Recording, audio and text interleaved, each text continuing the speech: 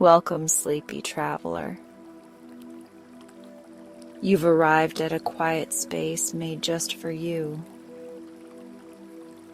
My name is Valarie, and I am here to guide you gently into rest, to help ease your mind, soften your body, and drift you toward a peaceful, uninterrupted sleep.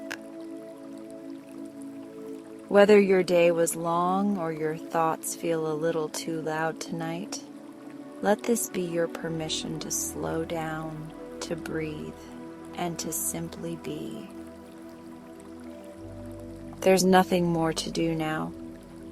Just allow my voice to be your guide as we begin this gentle journey toward deep, nourishing rest.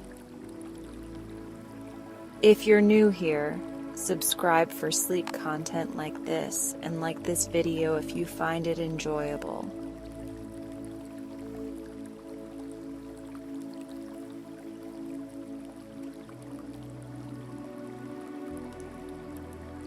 Let's begin. Take in a slow, deep breath and let it out softly, as though the air itself is carrying away the weight of your day.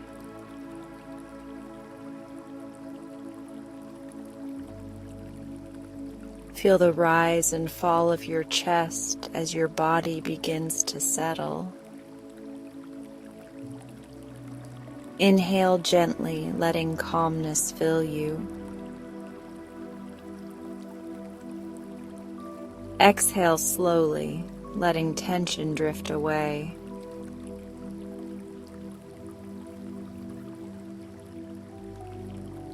There is nothing you need to do right now. No rush, no responsibilities, only this quiet moment for you. Let your awareness rest fully in the here and now.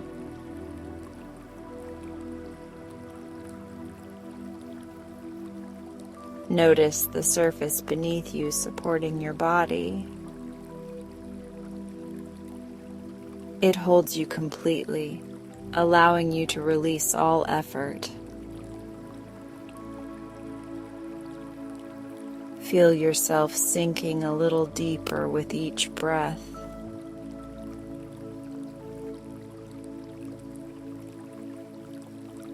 As if the earth itself is embracing and holding you in safety. Your spine begins to relax, each vertebra softening into comfort.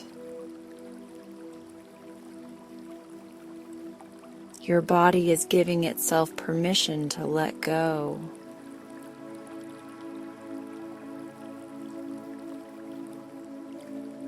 Bring gentle attention to your face. Smooth out your forehead, easing away the day's expressions. Let your eyebrows soften, your eyes heavy and calm.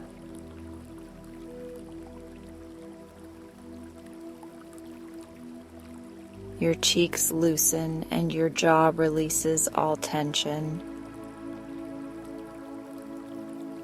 Even your tongue rests softly in your mouth, free of effort.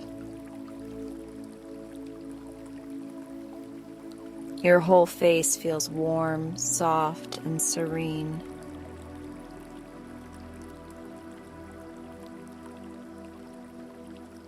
Take another slow breath and notice your neck and shoulders. They may have been holding the weight of your day.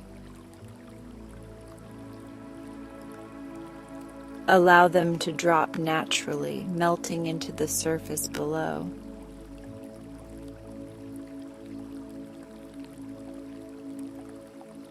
A gentle heaviness flows down your upper arms, through your elbows and forearms, into your hands and all the way to your fingertips.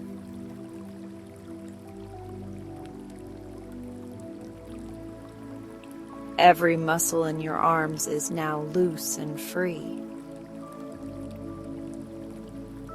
Focus on the rhythm of your breathing once more. Each inhale bringing in a wave of calm.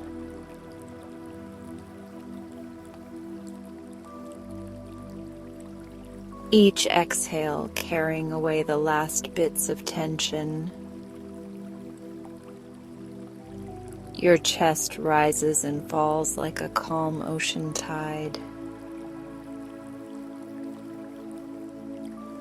Steady, soothing, and effortless.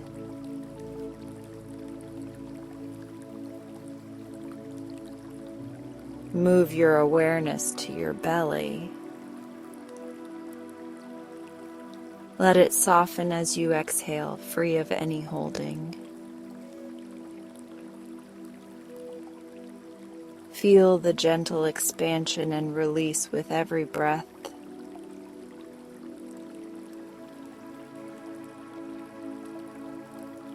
Your lower back sinks more deeply into support. From the top of your shoulders to the base of your spine, everything is loose. Now your hips begin to release.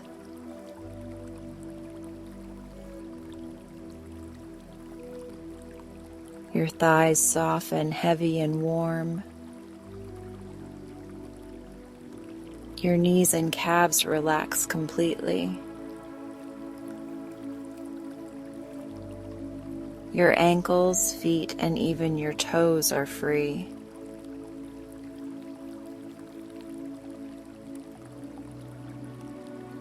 Your entire body is now resting in perfect harmony.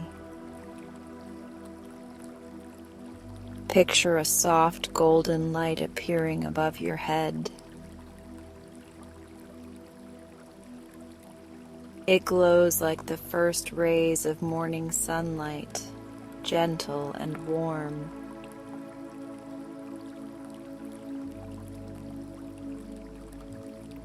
Slowly, the light begins to drift down, touching the crown of your head. Where it touches, calm spreads through every muscle and every cell. The golden light moves over your forehead and eyes.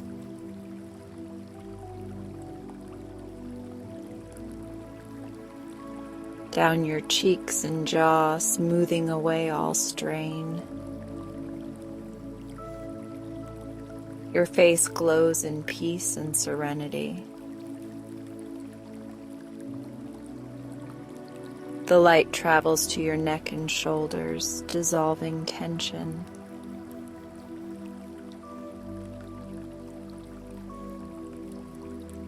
Then flows through your arms, hands, and fingertips, leaving warmth and calm in its path.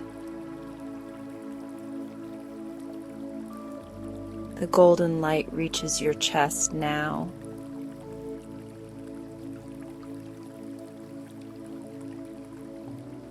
It fills your heart with gentle warmth and safety. Spreads through your lungs and ribs, moving with your breath. Your whole upper body is now glowing with relaxation.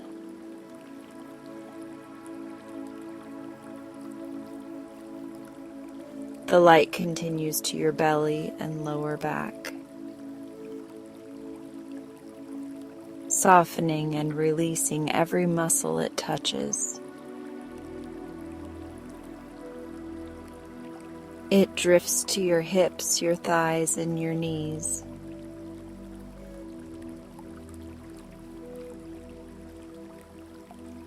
Down to your calves, ankles, and all the way to your toes. Your entire body is surrounded by this golden cocoon of peace. Take a long, slow inhale.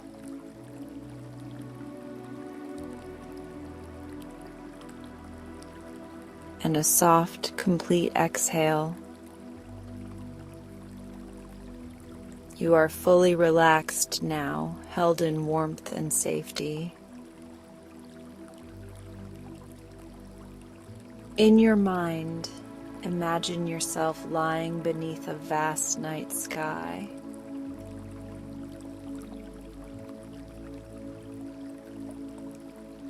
The air is cool and fresh, carrying the soft scent of night flowers. The ground beneath you is soft and supportive. Above you, stars begin to appear one by one.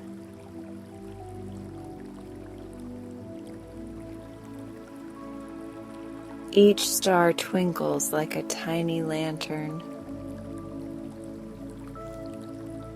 The more you gaze, the more the sky fills with sparkling light. A crescent moon rises slowly, bathing the world in silver.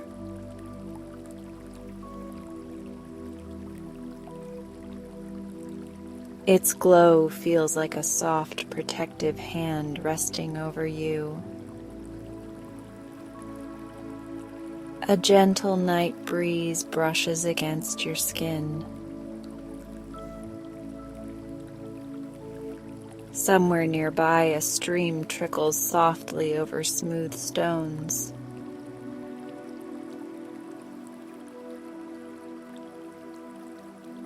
Every sound is part of nature's lullaby, calling you to rest. The earth holds you.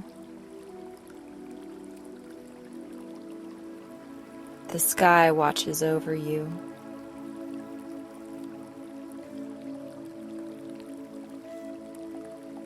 The night wraps around you like a blanket. If a thought drifts into your mind, see it as a soft cloud,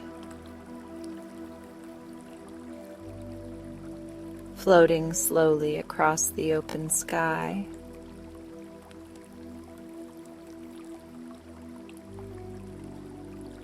It moves on its own, leaving the space clear and calm.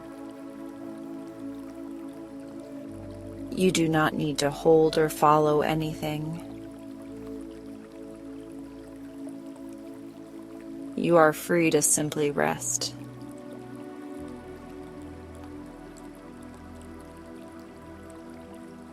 Take one more deep, easy breath in and let it go with a soft sigh.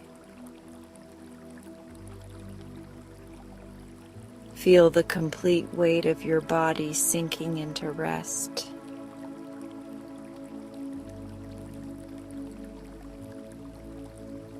Your mind is light, floating in quiet ease. Your body is heavy, grounded, and deeply safe. You are drifting now, held by the night.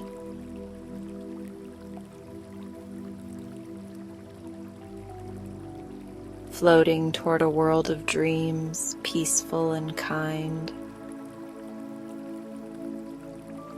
There's nothing left to do, only to surrender to this soft, healing sleep.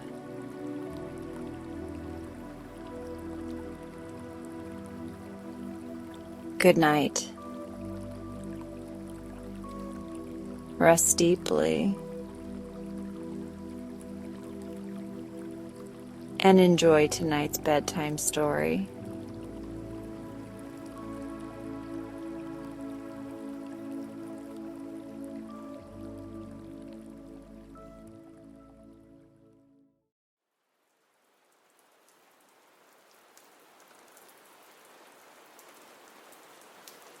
My name is Maple, and I've come to believe that my yellow chair is the most important piece of furniture in this old, creaky cottage.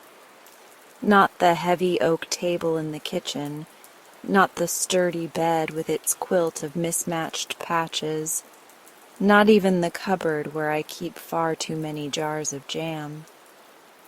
No, it's the chair by the window, the one with the slightly faded cushion that sighs when I sit down. That's where my mornings begin. Every day, without fail, I shuffle barefoot across the wooden floorboards, creak, groan, creak, and carry my mug of tea to that chair. Steam curls into my face, soft as a cat's whiskers. My sketchbook waits for me on the windowsill, its cover blotched with fingerprints and stray pencil smudges. I slide into the chair, feel it hold me like an old friend, and open to a blank page. Outside, the world offers me my familiar view. The meadow, small and square like a patch of fabric stitched onto the edge of the forest. The crooked fence which leans so dramatically I sometimes sketch it like a drunken sailor. The bird bath, round as a pie and always ready to host its splashy guests.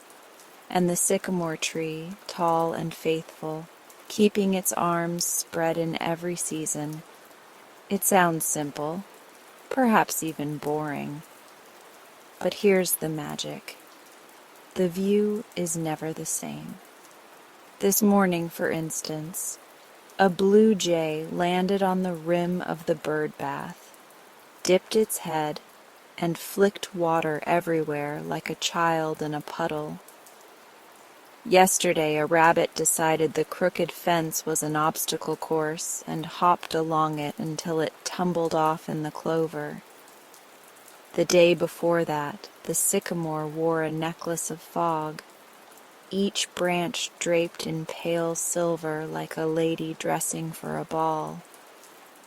Every day, I sketch it. The same window view, the same patch of the world, yet it surprises me like a new story. When I first moved into this cottage, the chair had already been waiting here.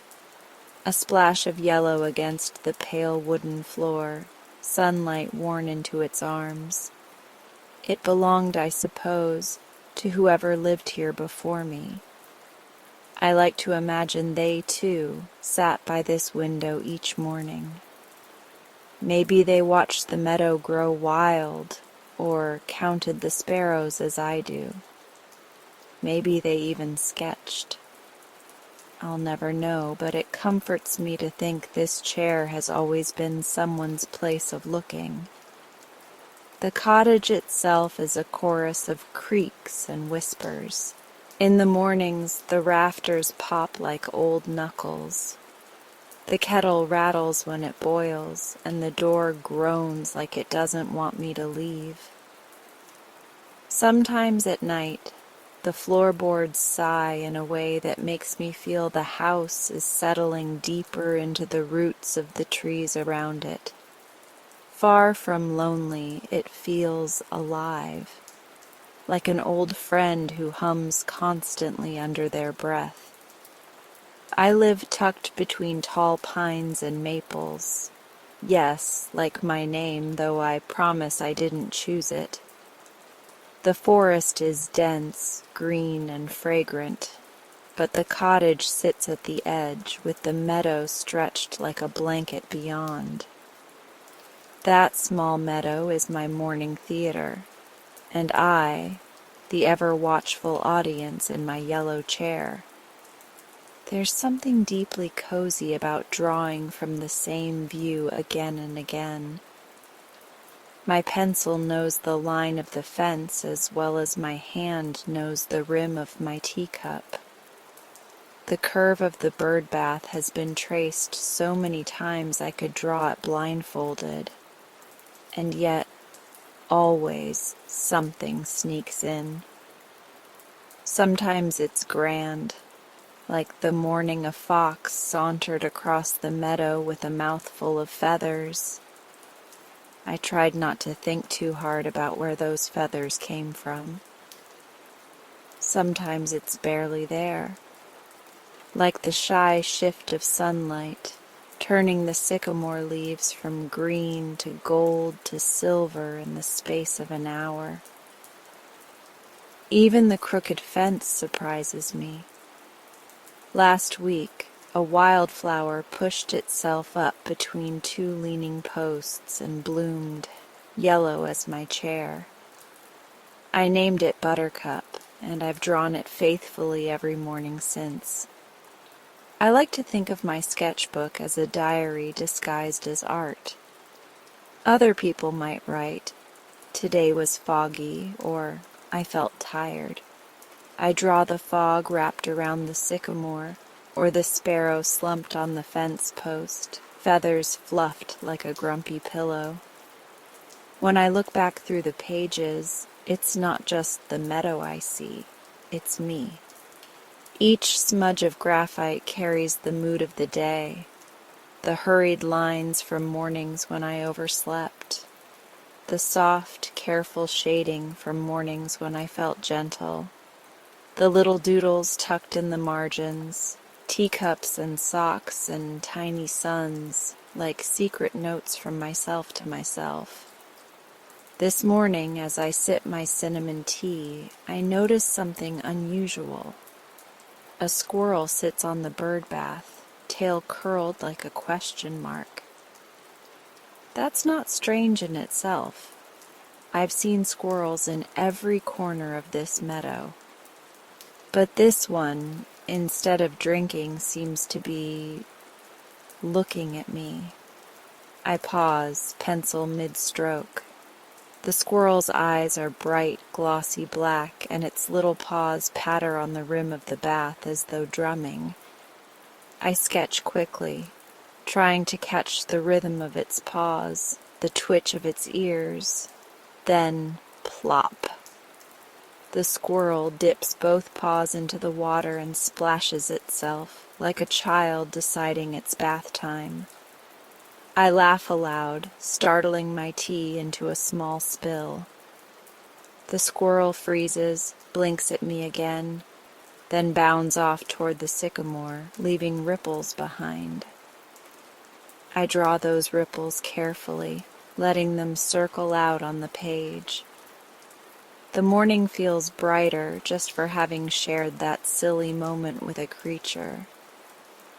Living alone doesn't mean being lonely. That's what I remind myself, especially in the quiet of winter. Out here, solitude is stitched together with the company of birds, rabbits, foxes, and now apparently squirrels who think they own the bird bath. The trees whisper, the meadow hums, and the cottage creaks its chorus. Besides, I have my sketches. Every page feels like a conversation with the view. Some mornings I even speak to it softly, the way one does when talking to plants. "Good morning, sycamore," I murmur as I draw its branches. "Stay standing, fence, you've got another season in you," I tell the leaning posts. "Bath time again?" I ask the sparrows as they scatter droplets across the page. It's silly, perhaps, but it makes me smile. I think the yellow chair listens too. Its cushion has molded itself perfectly to me, its fabric faded from years of sunshine. It's the kind of chair that sighs when you sit down, as though saying, "Ah, there you are. I've been waiting." Sometimes I imagine the chair collecting stories of everyone who has ever sat in it. A grandmother knitting, a child watching thunderstorms, a poet staring at the moon, and now me, sketching the meadow morning after morning. The chair doesn't mind the routine. If anything, I think it delights in it, carrying the rhythm forward. Later, when I close my sketchbook and set my empty mug on the sill, I don't feel like I've captured just the meadow. I feel like I've captured a piece of the day itself, tucked into paper and graphite. And so the day begins. After my sketching, I'll step into the garden, tend to the herbs, maybe bake bread or jam if I'm feeling industrious. But it all starts here, in the yellow chair, with tea in hand and pencil in motion, watching a small meadow that never grows tired of surprising me. Sometimes I wonder if anyone else in the world keeps such a ritual. If someone, somewhere, is sitting in their own yellow chair or green chair or no chair at all, watching, sketching, noticing. Perhaps my little routine is not so small after all, because each page reminds me, even the simplest view when seen with care becomes infinite. And tomorrow morning the meadow will greet me again, new in some small secret way. I used to think the meadow was the same day after day. The crooked fence, the faithful sycamore, the bird bath waiting like a teacup for whoever might perch there. But now, after so many mornings in my yellow chair, I realize it has been shifting under my gaze the whole time, quietly, gently, as if it knows not to startle me. The first thing I began to notice was the light. In spring, sunlight stretches soft fingers across the crooked fence, washing it in pale yellow, almost shy. By autumn, though, the light slants boldly, painting the posts in amber so deep they look like they've been dipped in honey. I draw the fence so often that I could sketch it in my sleep, but never twice the same. The light insists on making it new. I don't chase perfection in these drawings anymore. I used to, back when I was younger, when I thought art meant capturing things exactly. But this meadow teaches me differently.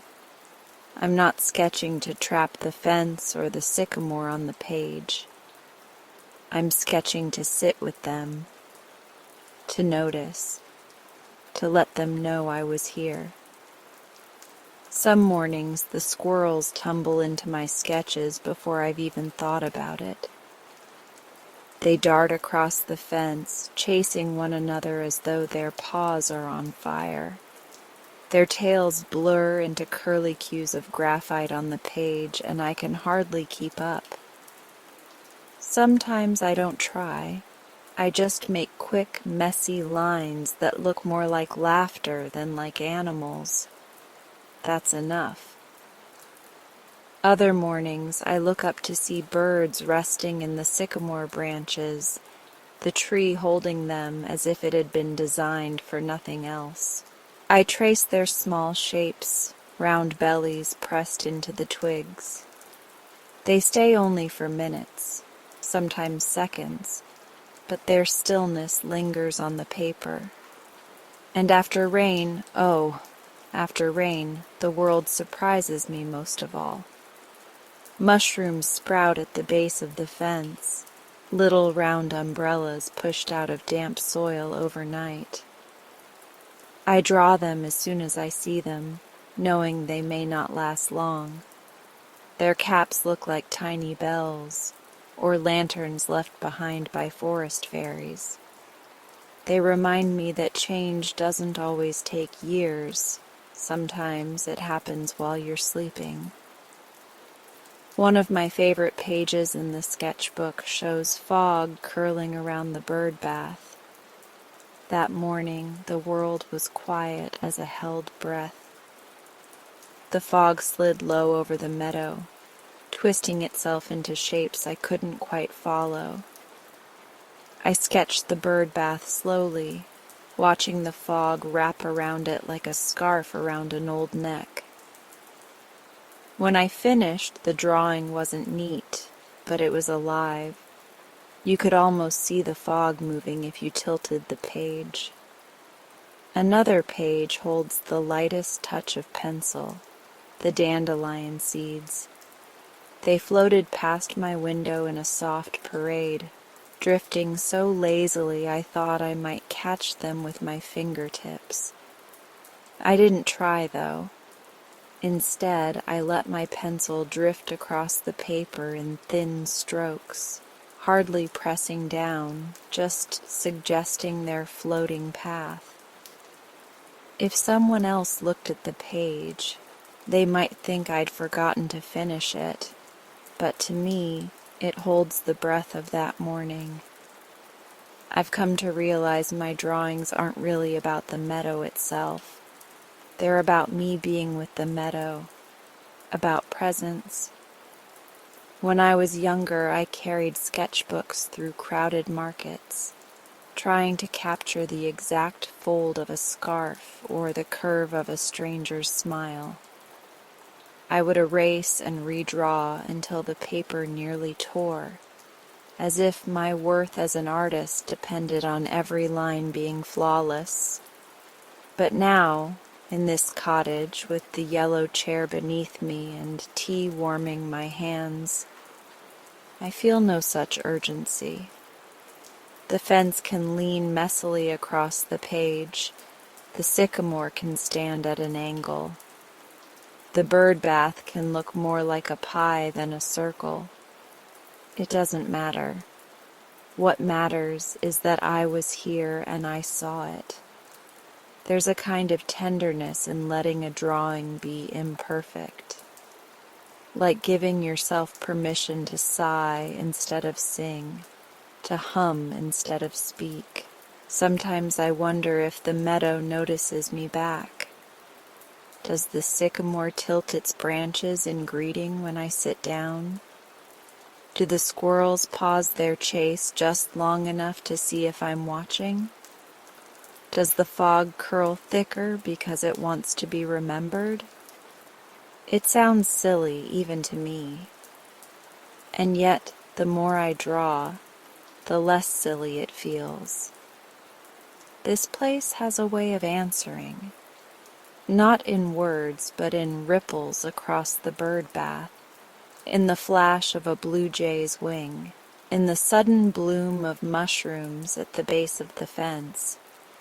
It's as if the meadow is saying, "You're here, and so am I. Let's share this morning." On a damp spring day, I found myself sketching the crooked fence once more. My pencil traced its uneven planks, the way they bent toward the earth, tired but still standing. As I shaded in the grain of the wood, I realized my sketches were beginning to feel like a kind of diary. Here's the page where the fog came. Here's the page where the dandelions danced. Here's the page where the mushrooms surprised me. It's not just the meadow I'm recording, it's my own life stitched to it. The rhythm of mornings, the flavor of tea, the way my heart feels when the light is pale versus when it is gold. Each page whispers, "You were here, Maple. You noticed." There's comfort in the repetition, too. I think that's why I never tire of the yellow chair. The creak of the floorboards on the way to it, the sigh of the cushion as I sink down, the soft scratch of pencil on paper. All of it tells me I am safe, that the day is beginning just as it should. But within the repetition, the quiet changes keep me awake. A new bird on the branch, a shift in the season's light, the scent of damp earth drifting through the window. Small things, but they weave into a pattern that makes my morning shimmer. I imagine someone flipping through my sketchbook years from now, long after I'm gone. They won't see perfect drawings. They'll see fog and mushrooms and dandelions, squirrels mid-leap and fences forever on the brink of falling. They'll see my presence, my noticing, my quiet love for this view. And maybe, just maybe, they'll feel a little more present too. This morning, as I close my sketchbook and sip the last of my tea, I glance again at the meadow. The light is shifting already, tilting higher as the sun climbs. The fence leans just as it did yesterday, but today the shadows make it look steadier, stronger. The sycamore shakes its leaves in the breeze, scattering glints of silver light. I know tomorrow it will look different again.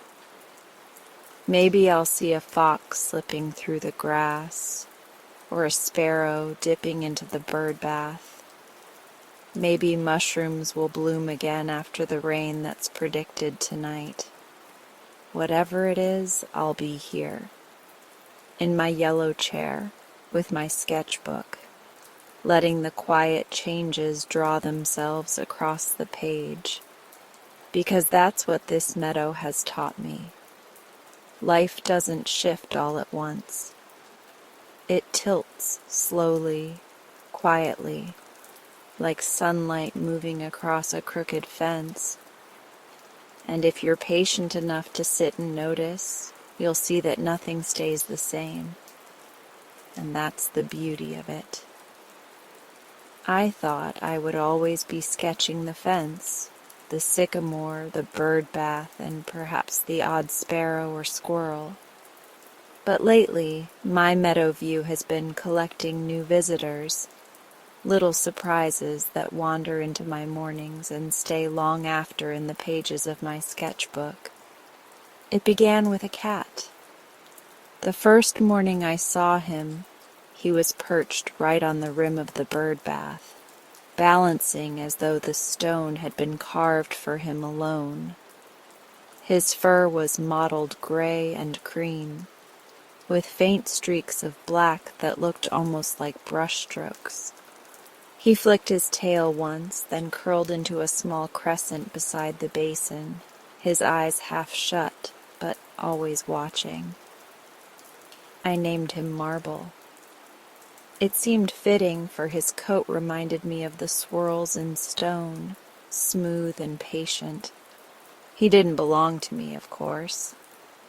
I later learned he belonged to the neighbors who lived down the path, a cheerful family with 3 children who often came running through the meadow in bursts of laughter.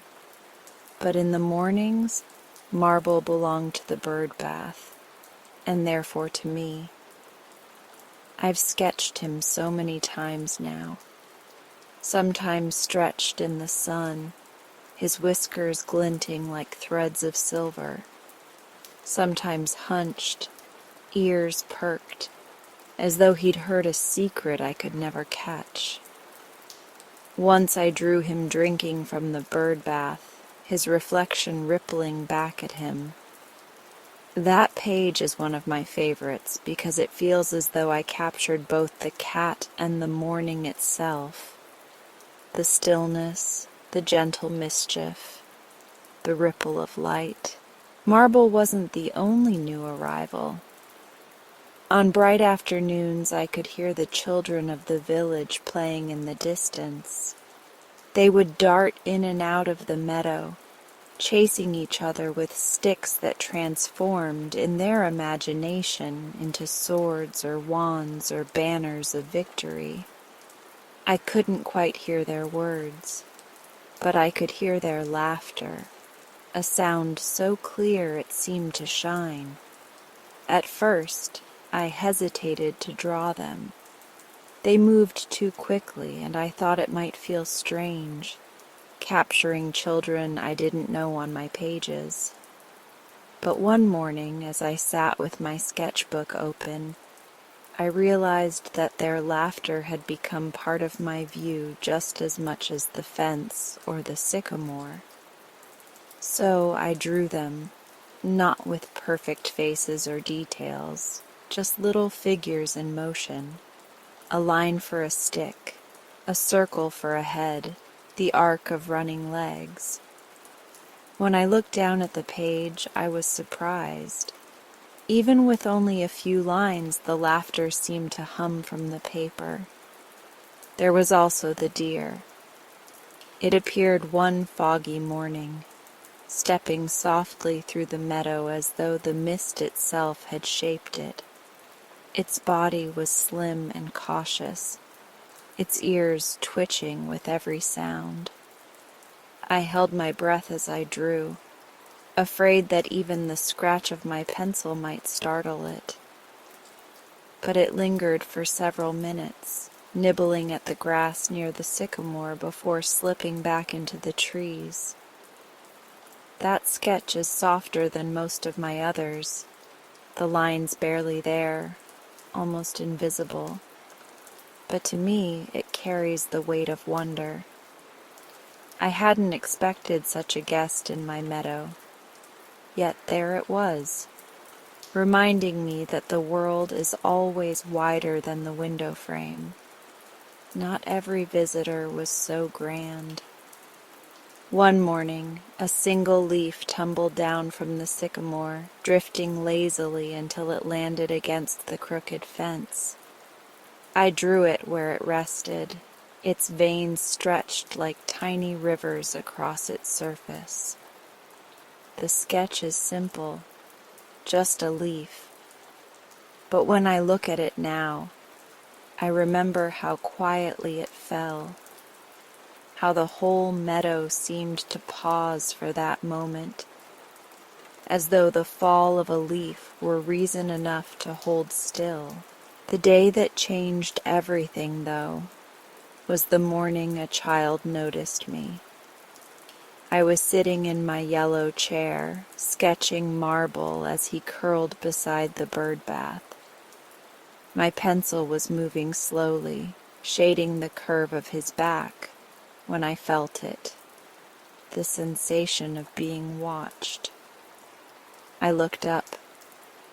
There, just beyond the fence, stood one of the village children, a girl maybe 8 or 9 with hair that caught the light like wheat. She wasn't close enough for me to see her eyes clearly, but I knew she was looking right at me. For a moment I froze. My cheeks warmed, and my first instinct was to lower my sketchbook, to hide it like a diary. But before I could, she lifted her hand and waved. Just a small, cheerful wave, as if to say hello. I hesitated, then lifted my own hand in return.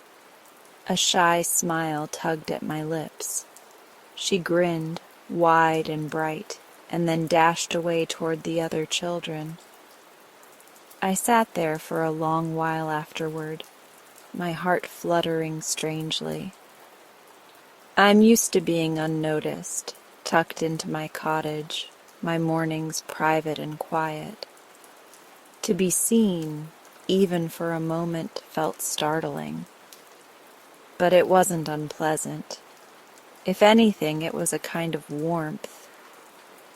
When I looked back at my sketchbook, I found myself smiling. On the page, Marble's curves seemed softer, almost amused. I added the faintest outline of a small hand in the background. It felt right, as though the page had wanted to hold that moment too. Since then, my pages feel less like drawings and more like conversations. Not conversations with words, but with the world outside. Marble curls at the bird bath as though posing for me, and I answer with lines and shading. The children's laughter drifts through the meadow, and I echo it in quick strokes that catch their motion. The deer steps from the mist, and I capture it quietly, like whispering back. Even the falling leaf, drifting from branch to fence, feels like a question to which my pencil gives a reply. Each page is less about what I see and more about the dialogue between us, between me and the world, between the yellow chair and the meadow. Sometimes I flip back through the sketchbook and notice things I didn't realize I was recording at the time. The way marble appears more often now, as though he's become a permanent part of the bird bath. The children, once distant, now drawn closer, as though their laughter has carried them nearer to my window. The sycamore's leaves growing sparser, the fence leaning just a little more, and always, always, the light. Shifting across the pages, softer in spring, sharper in autumn, folding itself around everything like a patient storyteller. It's humbling, really, to realize that my presence with the meadow has turned into its own kind of story, not told in chapters or words, but in sketches, each one carrying a moment of connection. Yesterday evening, as I closed the shutters and set my sketchbook on the sill, I thought about the girl who waved.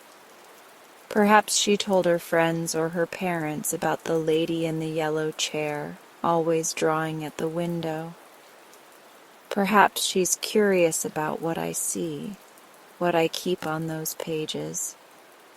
The thought makes me nervous and warm all at once. I've never been one for attention.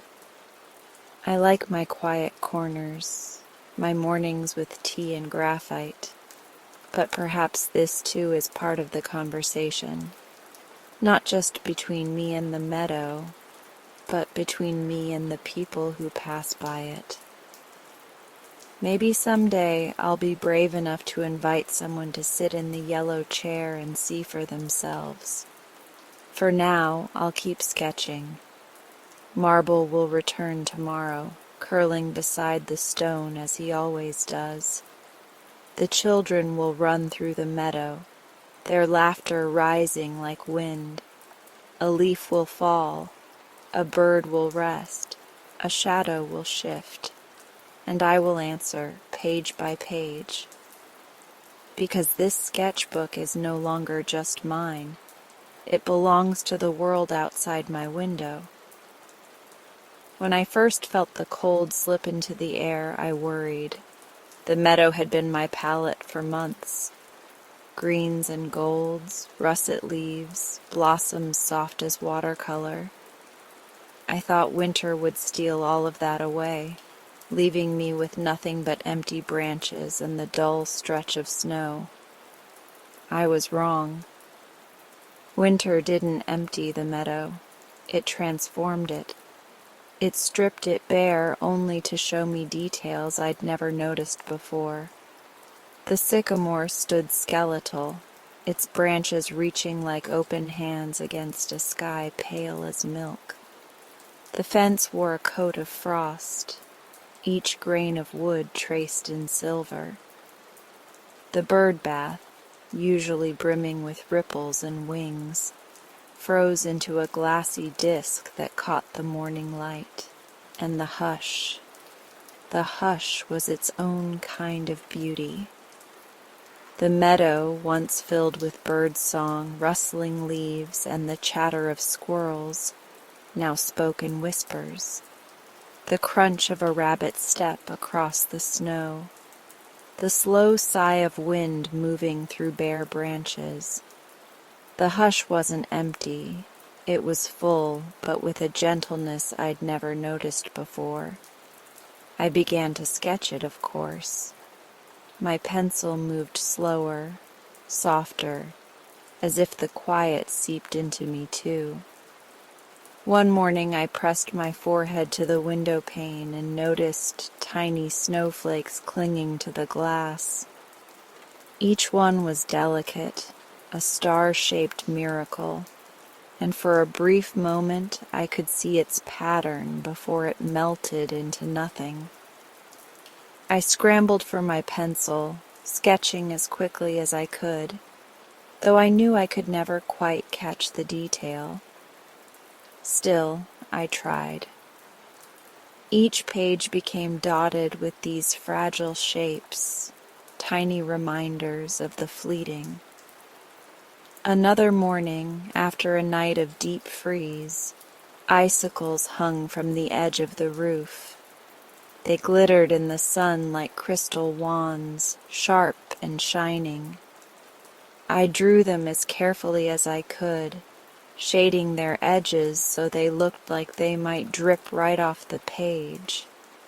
At one point, the sun struck them just right, and they glowed as though they had swallowed 1,000 stars. I nearly forgot to breathe as I sketched them. I found myself laughing quietly at my old fear of winter. How silly it seemed now to think that color was the only kind of beauty. Winter had its own colors: silver, white, blue, the pale pink of dawn. They were softer, yes, but no less alive. The first real snowfall came overnight. I woke to a world buried in white, the meadow smoothed over like a blank page. The fence poked out in jagged lines, the sycamore's branches draped in snow like lace, the bird bath hidden beneath a cap of white. I sat in my yellow chair for hours, sketching the way the snow turned everything into sculpture. Even Marble, the neighbor's cat, padded into the snow and left his prints like delicate stamps. I traced them on the page, imagining the small weight of his paws pressing into the cold. For a moment I thought the world might feel too quiet, too still. But then a flock of birds swooped across the sky, scattering black shapes against the white. Their wings turned the silence into motion, and I felt a kind of thrill. Winter wasn't empty. It was alive in subtler, sharper ways. And then, one morning, something startled me more than all of it. I came to the window as I always did, sketchbook tucked under my arm, mug steaming in my hands. But when I leaned closer, I saw something sitting right there on my windowsill. A bouquet. It wasn't large, but it was bright against the white world. Clusters of red winter berries tied together with a bit of twine. Beside it lay a folded scrap of paper. My heart thudded as I opened the window, letting the cold rush in. My fingers tingled as I picked up the note. In neat, careful handwriting it read, "Your drawings helped me see things I'd missed." That was all. No name, no signature, just that single sentence. I sat back in the yellow chair, the bouquet resting in my lap, the note trembling slightly in my hand. I read it again and again, as though the words might change with each glance. Someone had noticed. Someone out there in the village or beyond had seen my sketches. I don't know how, perhaps through the window as the child once had. Perhaps someone had heard whispers of the woman who sat each morning with her pencil.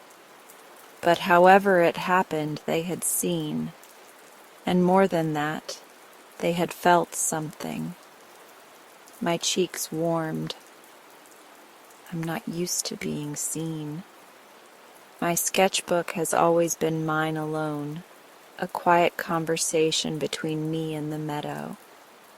To know it had become a conversation with someone else, it unsettled me and yet filled me with a strange, glowing warmth. I held the berries close and pressed the note between the pages of my sketchbook. The days that followed carried new meaning. When I sat in my yellow chair, I no longer felt entirely alone. I still had the meadow, the sycamore, the fence, the hush of snow, but I also had the knowledge that someone else had noticed, someone else cared. I wondered who it might be. Perhaps the little girl who waved, though the handwriting seemed older. Perhaps her mother, passing by and catching sight of my sketches through the window. Perhaps a neighbor who'd seen me in the meadow, though I rarely left the cottage at dawn. The truth is, I may never know, and maybe that's the beauty of it. The note wasn't about who, it was about what. About seeing, noticing, being present, just like my drawings. I began sketching with a new kind of tenderness after that. Each icicle, each snowflake, each drift of frost, I treated them as gifts, not just to me, but perhaps to whoever might glimpse them later. I no longer thought of my sketchbook as only mine. It felt like a window, open on both sides. Sometimes I imagine the mysterious note writer sitting somewhere nearby, also noticing. Perhaps they too were watching the way the sun glittered on snow. Perhaps they had seen the same flock of birds scattering across the sky, and perhaps, through my drawings, they felt a little less alone in that noticing. It made me wonder if presence itself is a kind of gift we give one another. One evening, as the snow fell thick and steady, I lit a candle in the window. Its flame flickered against the frost, a tiny light against the vast white outside. I thought of the note again, and the berries now resting in a jar of water on my table. I don't know if the person who left them would pass by and see my candle, but I hoped they might. I hoped they would know that their gift had been received, that their words had settled into my heart like warmth in winter. Winter surprised me, not just with beauty I hadn't expected, but with connection I hadn't realized I was missing. The meadow and snow is quieter, yes, but the hush doesn't feel empty anymore. It feels shared. Tomorrow morning, I'll sit again in my yellow chair, pencil in hand, tea steaming at my elbow. I'll sketch the frost and the branches, the hush and the hush's small interruptions, a paw print, a bird's wing, a snowflake melting on the glass. And maybe, just maybe, someone out there will notice too, because now I know that even the quietest drawings can reach beyond the window, and that presence, once shared, is never truly lost. The note and the winter berries lingered with me for days, like a soft bell ringing in my chest long after its chime. I kept the note tucked in my sketchbook, pressed flat between pages filled with icicles and sparrows, snowdrifts, and cat paw prints. Each time I opened the book, I saw the words again. Your drawings helped me see things I'd missed. I couldn't stop thinking about it. For so long my sketches had been just for me. my way of noticing, of staying present, of speaking quietly with the world outside my window. But now I wondered, what if they could be more than that? What if they could be shared? The thought made me nervous. I've never been the kind of person to display my art, never sought galleries or exhibits. My yellow chair, my tea, my sketchbook, that was enough. But the note had shown me something I hadn't expected, that presence could ripple outward, that what I saw and sketched might help someone else see too. And so, one morning with the snow still heavy on the ground, I chose a few sketches and pinned them to the inside of my window. I didn't choose the perfect ones, because none of them are perfect. Instead, I chose the ones that felt most alive. The squirrel mid-leap, its tail a blur, the fog curling around the bird bath like a shawl, Marble the cat, hunched with curiosity, the icicles glinting like captured stars. I used clothespins and a bit of twine, stringing them up along the window frame. When I stepped back, I felt a strange flutter in my chest. The sketches looked small and humble, but somehow they filled the room with new light. For the first time, my drawings weren't just mine. They were an offering. The first few days, nothing happened. I sat in my yellow chair, sipping my tea, sketching as usual. I felt silly, half wondering if anyone would even notice.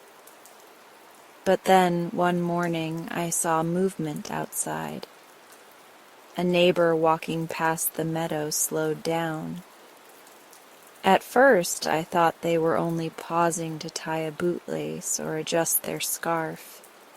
But no, they stopped at my fence, tilted their head, and peered toward my window. Their breath fogged in the cold air as they stood there, looking at the sketches. My cheeks warmed. I stayed still, pencil frozen midline. After a moment, they gave the faintest nod, as though to themselves, and then walked on. The next morning, it happened again. Another passerby slowed, lingered, and continued. By the end of the week, it was happening often. People didn't knock, didn't call out, didn't intrude. They simply paused on their way to the village, looked for a few moments, and moved on. It felt like the meadow had grown a new kind of hush, one filled with quiet reverence. I grew braver. One evening, I clipped up a small blank page beside the sketches. I didn't write instructions. I simply left a pencil tied to the sill with a bit of string. The next morning, I found the blank page had changed. Someone had drawn a tiny bird, its wings spread wide. Just a few strokes, simple and unpolished, but it carried such life. Beneath it was a single word: thanks. I touched the paper lightly, my heart swelling. Whoever it was, they had joined the conversation. After that, I began leaving blank pages regularly. Slowly they filled. One morning there was a clumsy sketch of a rabbit, clearly done by a child. The ears too long, the body a little square, but bursting with charm. Another morning a neat hand had drawn a small flower, carefully shaded, as if the person had taken great care. Someone else left only words. The snow looked like lace today. Each page was different, yet all of them belonged together. My window had become a place of shared wonder. Neighbors began pausing longer, sometimes standing shoulder to shoulder as they looked at the sketches. I watched from my yellow chair, smiling shyly into my tea. I didn't need to step outside or introduce myself. It was enough to know we were all looking at the same meadow, noticing together. One afternoon, the little girl who had once waved at me pressed her nose to the window. I saw her eyes widen at the drawings pinned there, and then she waved again, quick, delighted. I waved back, braver this time, and she laughed before running off. Later that evening, I found a new page pinned to the window. In her uneven handwriting, she had written, "The meadow feels like a story." I tucked that page carefully into my sketchbook as though it were a treasure. The days stretched on, and winter slowly softened into spring. The snow melted into damp earth, the sycamore's branches swelled with buds, and the crooked fence dripped with thawing frost. I kept sketching every morning, every change, and with each new page I pinned, more and more appeared beside it. Drawings of wildflowers, scribbles of birds, words about the smell of rain or the sound of children's laughter. My window became less a frame and more a gallery not of perfection, but of presence. Sometimes I wondered what the meadow thought of it all. This little cottage window turned into a place of gathering. Perhaps the sycamore was pleased, its branches sketched again and again. Perhaps the bird bath preened, proud of its ripples and visitors. Perhaps the crooked fence, once so weary, stood taller, knowing it was seen. Then came the morning I'd been waiting for. I woke to find a small patch of purple rising from the thawing earth near the sycamore, the first crocus of spring. Its petals curved upward like a hand cupping light. After so much white and silver, the sight of that small bloom nearly brought tears to my eyes. I hurried to my yellow chair, heart beating with excitement. My pencil moved quickly, tracing the delicate shape, the gentle tilt of the stem, the boldness of its color even in black and white. Around it I shaded the damp earth, the lingering frost, the faint outline of the fence. When I finished, I held the page for a long moment. It felt like a beginning and an ending all at once. I pinned it to the window, right in the center. By afternoon, neighbors had gathered again. They stood quietly, looking at the new sketch, their breath rising in the cool air. I watched from my chair, feeling the hush settle over the meadow like a blessing. Beside the crocus sketch hung their pages, the child's rabbit, the stranger's flower, the words about lace snow and laughter. A whole season of presence, captured and shared. I looked down at my lap. My sketchbook was still open, blank pages waiting. It was still mine, still my quiet companion. But the window, that had become something else entirely. Not just my view, but our view. Not just my story, but our story.